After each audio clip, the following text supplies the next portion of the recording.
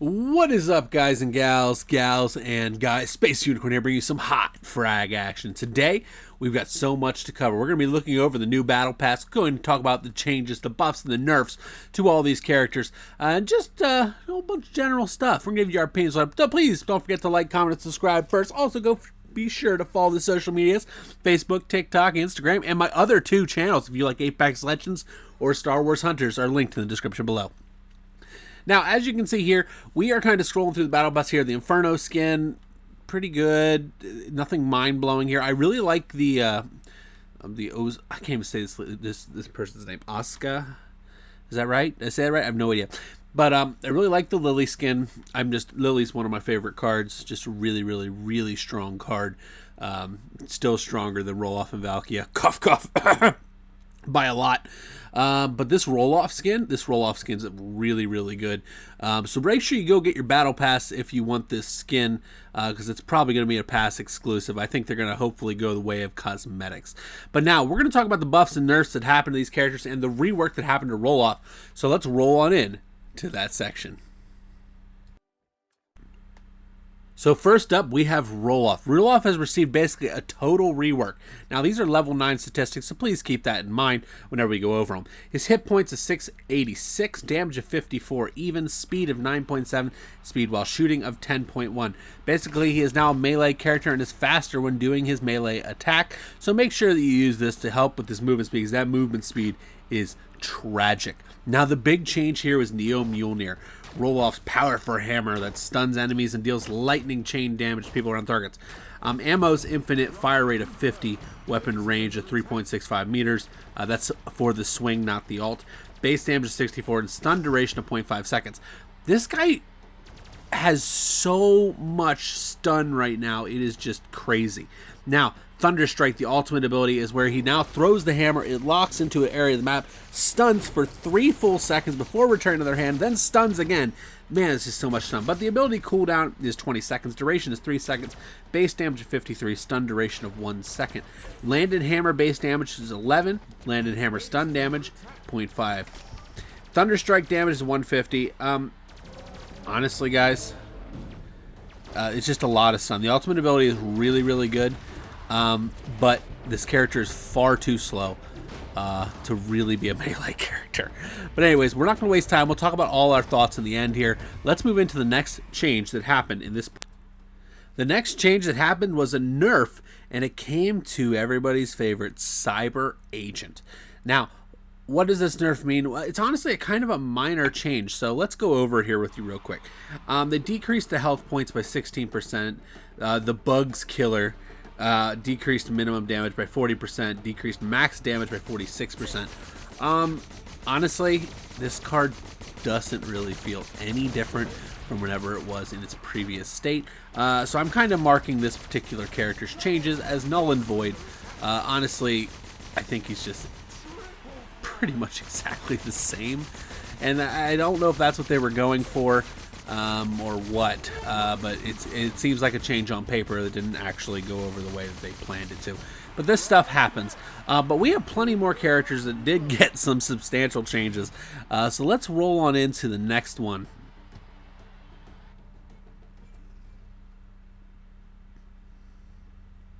Valkyrie. Now, Dev said this, Valkyrie suffers from a very low win rate compared to its damage. We're trying to tweak her to get her back on her feet by tweaking her without changing her damage too much. Lightbringer now shoots faster bursts, so fires quicker. Okay. Ascend, ability duration increased by 4.5 to 5.5 seconds. I did notice a pretty nasty little glitch with Valkyrie, and I don't think it was intended by the devs, so I am not going to go into too much detail about it, but there is a way to shoot your opposing opponent's bases from your side of the field with Valkyrie and destroy them relatively quickly. Honestly, these changes for Valkyrie, you do feel them, especially in the way the damage is delivered. It is substantial enough that you got to kind of keep in mind this card can dish it out now a little bit. Mine's only level 11, but that's kind of the way it goes in this particular game. Let's get into the next character, one with a major change. Alrighty, it's everybody's favorite Duality. I really do like Duality. And they tried to nerf this card. I'm going to be honest. Let's go with what they did first. Decreased movement speed by 14%. The Moneymaker decreased minimum damage by 47%. Decreased max damage by 33%. Blaster headshot multiplier from 2 down to 1.4. That's how it always should have been. I don't know why they increased it.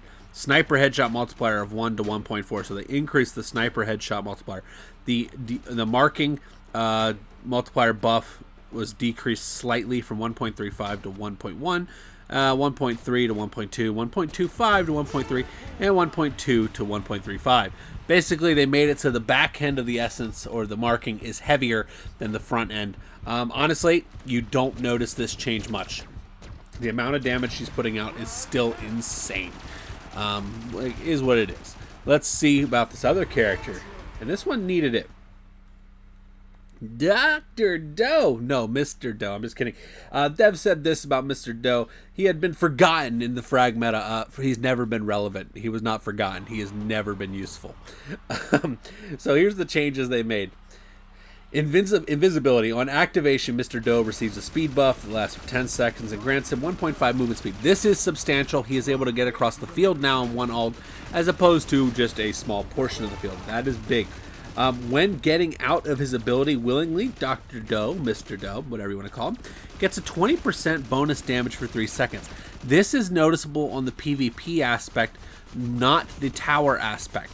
This is important to keep in the back of your head, that now you can pop out behind people and do a little bit of damage to them. And honestly, this change, though, doesn't really affect the viability of Mr. Doe. So let's get into the next one, which people are actually upset about. It comes to Stella. Now, Stella's projectiles are very easy to hit, obviously. It's like hardcore aim assist or aim lock, whatever you want to call it. But they decreased the movement speed by 25%, so she's no longer the fastest card in the game. The Witch Broom 2.0. Minimum DPS increased by 12%. Max was decreased by 42%. Basically, the stars now do more consistent damage. But I am going to be honest with you, I didn't notice it at all. The ascending star time interval between stars has been reduced. Stars damage has been decreased. I did notice this a little bit. I noticed this more on the towers, though, than anything else. And I don't know if that is what they were going for in particular, but that is kind of what they got. Now, Stella's change, you do feel it a little bit, but the thing with Stella is reworking Stella doesn't really do much good because you don't know how to rework her correctly. She's a very, very hard card to rework because of her playstyle, and she's the only one in the game that has this playstyle. And that is very important to keep in the back of your head whenever you're playing Stella. Now, my overall thoughts on this particular update, guys. I love the Rolaf skins. I like the Lily skins. Cosmetics are cool. Character changes. The Rolaf change is not very good. The ultimate ability is very, very sound, but he's way too slow to be a melee character. I think they either have to bump his movement speed up. I think he needs to go to almost a 12 to really be a viable melee character, as his health really isn't there. He has more health, but it's not enough to like really stand up to the amount of damage he takes with that massive hitbox. Valkyrie rework, didn't notice any major change besides her damage output. It is enough that people will play her, not enough that she will be meta. Cyber Agent change, didn't notice it at all. Very disappointed in that particular change. Now let's go into who do I want to go? Duality. Duality change. Don't notice it at all because I like to use the sniper, and the sniper actually got an increase, minus the headshot multiplier decrease. So honestly, Duality's the exact same card, still arguably the best card in the game. And Stella, this change, didn't notice it either unless I'm attacking a tower. It's just that simple. So overall, I give this update, I'm going to give it 3 out of 5 stars. This could have been a lot better. But anyways, guys, let me know your thoughts on these character changes down below. I really appreciate that. Stay safe, everybody, and I will see you Legends next time. Bye-bye.